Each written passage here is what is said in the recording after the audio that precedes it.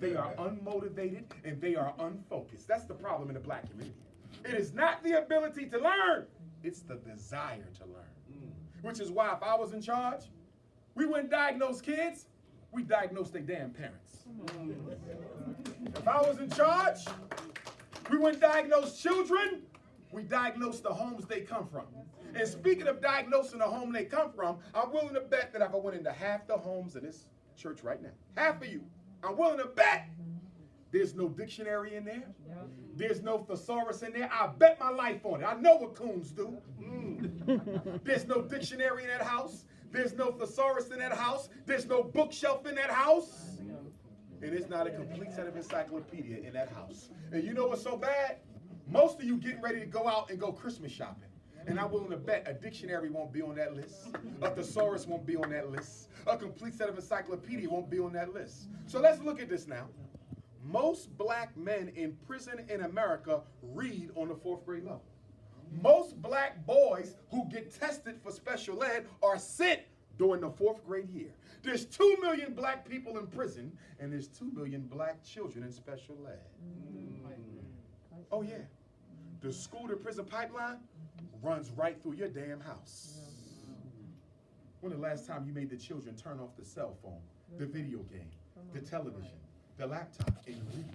In every one of your homes, there should be a quiet hour where everybody read, including you. But you know what I find so often when I go into black homes? There's nowhere in the house where you can get any quietude. There's a radio in every room, a TV in every room, somebody talking or smoking or doing something in every room. How can a child study, think, or read when you don't have a quiet space in that whole damn place? Oh yeah. You know what your house is? It's a slave breeding farm for the mass incarceration system. Slavery was outlawed in America in 1808. Slavery was outlawed in America in 1808. So can I ask you a question? Importation of slavery was outlawed in 1808. If the importation of new Africans to America was outlawed in 1808, where did they get all the new enslaved Africans from 1808 to 1865? Breeding farms. When they could no longer import us through the ship, they would literally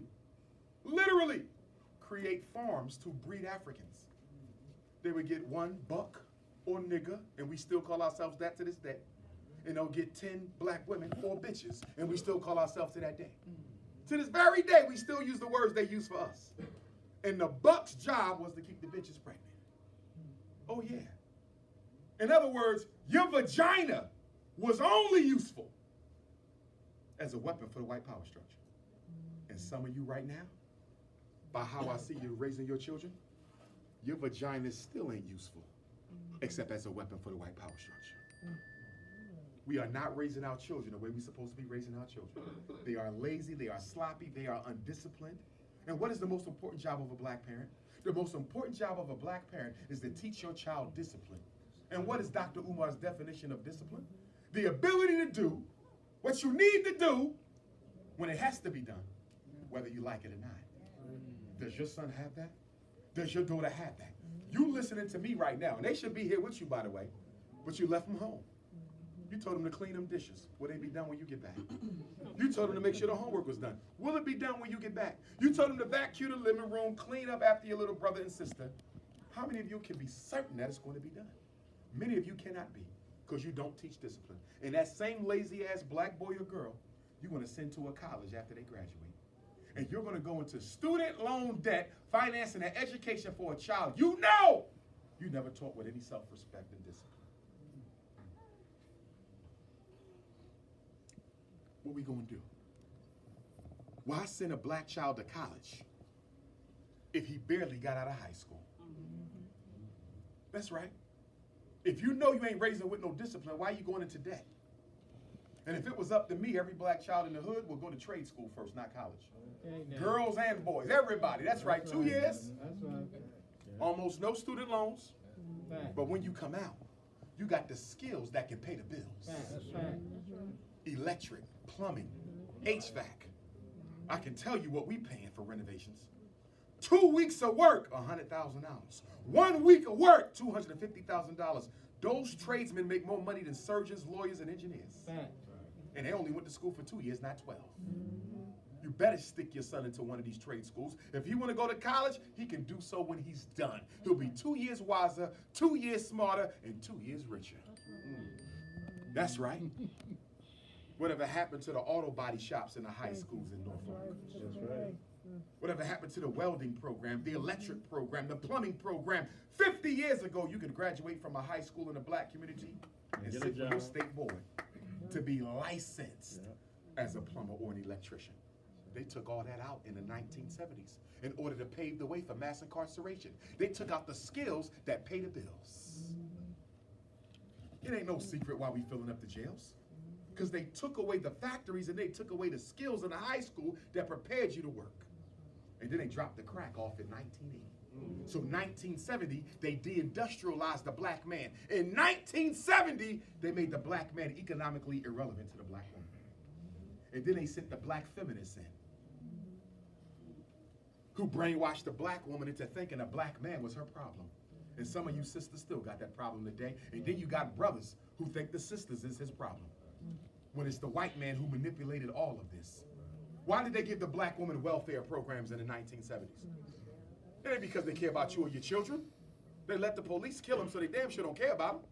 Why did they give you WIC and free housing and free medical and food stamps? You know why? To make sure you would not have to go to the black man for anything. So when he started locking us up, you would not stand and fight with us. That was the purpose of welfare.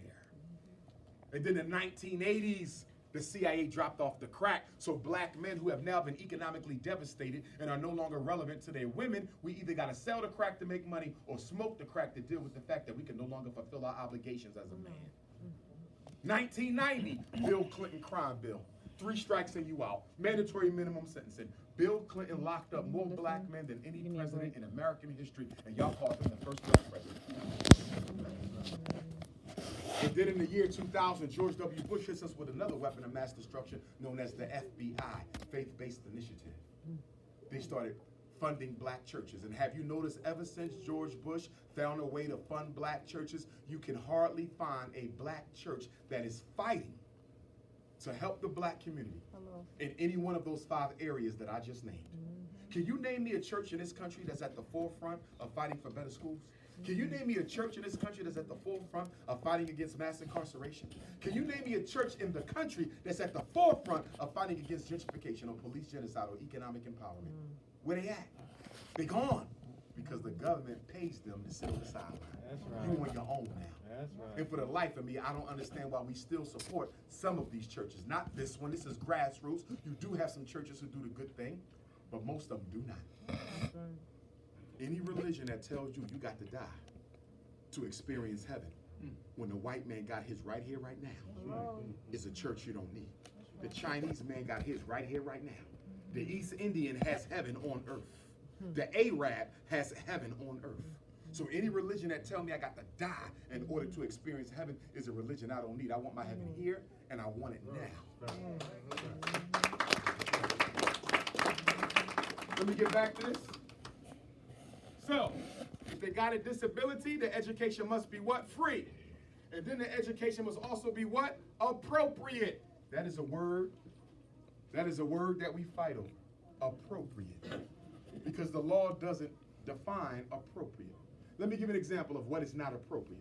Your son been in special ed 8 years, still can't read, he is not intellectually disabled, he goes to school, he does his homework, you participate in the IEP meetings, and he still can't read after being in special ed 5, 6, 7, 8 years. You're gonna argue what? That the IEP is not appropriate. Y'all see that? Your son gets speech and language therapy. Your son begins speech and language therapy since 3 years old, and he's still stuttering as if he never had speech and language therapy. You're gonna argue that the speech and language IEP is what? Not appropriate. Special ed kids must get a free education, and it must be an appropriate education. Now here's the other big piece I want y'all to pay attention to. What is LRE? Least restrictive environment. Do you know what that means? That means no child in the United States of America can be in special ed class any longer than what is absolutely necessary in order to learn. Let me give you an example. If your son has a disability in reading, he should only be in special ed for what class? And if he got a disability for math, he should only be in special ed for what class? So can I ask you something? Some of y'all got kids with a math disability or a reading disability right here in the Hampton Roads, and they in special ed all day. If your son only got a reading disability, why is he in special ed for gym, art, class trip, bathroom, recess? You know what that's called? That's called full-time special ed. And guess what? It is almost impossible to defend a decision to put a child in special ed all day when all they have is one problem. Now, blind kids go to the blind school all day because they can't see in any class. So they need blind instruction for every subject. A deaf child is in special ed all day because they can't hear in no class. But if your child only has a reading problem, why is he not in the regular class for science? Why is he not in the regular class for social studies? Let me tell you why. You know why he's in special ed all day? Because the only reason why the white teacher wanted him in there in the first place is because he was a behavior problem, and she wanted him out the damn class, and you were stupid enough to sign that paper. That's right. You were stupid enough to sign that paper and let the white folks legally lynch your baby. And because she wanted him out the classroom, they put him in special ed all day. So if any of y'all got a child in special ed all day, you know what you need to be doing tomorrow? Monday? You need to be requesting an IEP meeting on paper. I'm requesting an IEP meeting to talk about my daughter's placement. The IEP team got 3 responsibilities.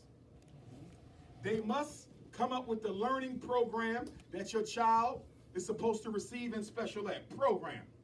An IEP is the disabled curriculum for the disabled child in the disabled skill area. Let me say it again. An IEP is the disabled curriculum for the disabled child in the disabled area. If your child got autism, they got an autism IEP. If your child is emotionally disturbed, they got an emotional support IEP. If your child has a reading disability, they have a reading IEP. But for math, they go to the regular class. Every other class is a regular class except the class in which they have the disability. Are y'all following me? Yeah. Your child should not be in special ed all day, but you have to fight for them. So the first job, what are they going to learn? Placement. Where will they receive their special ed help? Placement. Part-time special ed, full-time special ed, pull-out special ed, itinerant special ed, homebound instruction. Some children get homebound. You know what that is? That's when a special ed teacher comes to the house. That rarely happens. I had a case like that. Chester School District, where Dr. King earned his divinity degree. Chester, PA. Black boy had a congenital disease where he bled at the limbs. And he required a nurse every hour or every other hour to come and rub his limbs and administer him the necessary medication. It was too much for him to be in a regular class because he needed too much. So he stayed at home. The IEP team determined that homebound instruction was best for that young man. And so the teacher came into the house and taught him for a couple hours a day. That's homebound. Private school is another placement. Juvenile detention center, because you do know, even though your son gets locked up, he has a Virginia state right to get an education, so you can't even interrupt his education while he's in jail. I used to be the school psychologist for the child prison in Philadelphia. I had to go in there and educate them, and as an educational director whose job is to do what? Help them children earn their GEDs. Education cannot be interrupted, nor can their special ed service be interrupted. Your child might be in a long-term psychiatric placement. Guess what? The special ed teacher got to come out there and work with your child at the long-term hospital because this is their right, and the school is getting paid to deliver it. Okay? So program, what they're going to learn, placement, where they're going to learn it, and the last responsibility of the IEP team is progress, which means what? Making sure special ed benefits your child. So how your child is about to graduate from high school, been in special ed since first grade, and still can't read. That means the IEP team ain't been doing their job. And guess who's a part of the IEP team? You. So how you let your child go through special ed for 12 years, can't read, and then you want to call Dr. Umar the week before graduation, talk about, can you help me? You're trifling. Trifling as hell. Stop cooning in the classroom. Program, placement, progress. And you know what I hate? When y'all call me up needing my help to help you help your child, what's my first question I'm going to ask y'all? What is your child's disability? Do you know what? 75% of black parents I ask for their child's disability, they don't even know which one it is. Your child been in special ed 5, 6, 7, 8, 9, 10 years, and you don't even know why the hell they in there. That's sick! What do you mean you don't know his disability? So you subjected your child to inferior education and you don't even have a reason? And then what's my next question after I ask you what the disability is? I then ask you to provide me with a copy of all your son's psychological evaluations. Now listen to me well, Black Norfolk. In the United States of America, a child in special ed must be reevaluated every 3 years. Every 3. So if your child went into special ed in 3rd grade, although that was trifling and you shouldn't have done it, he gets reevaluated in the 6th, he gets reevaluated in the 9th, he gets reevaluated in the 12th. So you called me in the 10th grade. He had a 3rd grade eval, a 6th grade eval, a 9th grade eval. That's 3 evals, and I asked you to email me a copy. And guess what you tell me? I don't know where they at. And let me tell y'all this. The biggest reason why when y'all fight the schools y'all lose, you ain't got your paperwork together. And the school know it. This is why they forge your name on documents. Oh, y'all do know that, right? I know because I work with educational lawyers. I've seen lawyers tell teachers to forge. I've seen them tell the teacher to forge the mother's signature. And they get away with it because they know your ass ain't doing your job. And then you get to the school and you look at the document and you say to yourself, I don't think I signed this. But guess what? You can't prove it because you ain't got no records of your own. So I'm telling y'all right now, every last one of you, you should have a notebook for every child. If you got 5 kids, you got 5 notebooks. You got 3 kids, you got 3 notebooks. And every time you have a phone call, you jot a little note down in there. Every time you get a pink slip, a report card, it goes in the folder. So if you ever got a call on Dr. Umar or somebody else, you should better give me the whole folder. Doc, this is everything for my son this year. Do you need his 4th grade folder? Do you need his 3rd grade folder? You Negroes ain't got nothing at all. They're destroying your damn children with your position because you're disorganized. You're too lazy to take it seriously.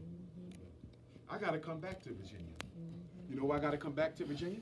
Because I got to do my 12-hour Know Your School Rights Black Parent Boot Camp. For those of you who are interested, we might even do it right here. We're going to start at 8 in the morning. We're going to go until 8 at night. And I'm going to teach you everything you need to know in order to be the best black parent advocate in the state of Virginia. I'm going to give you all the paperwork you need to know. You're going to get the federal code. You're going to get the disabilities. You're going to get FERPA. You're going to get the civil rights.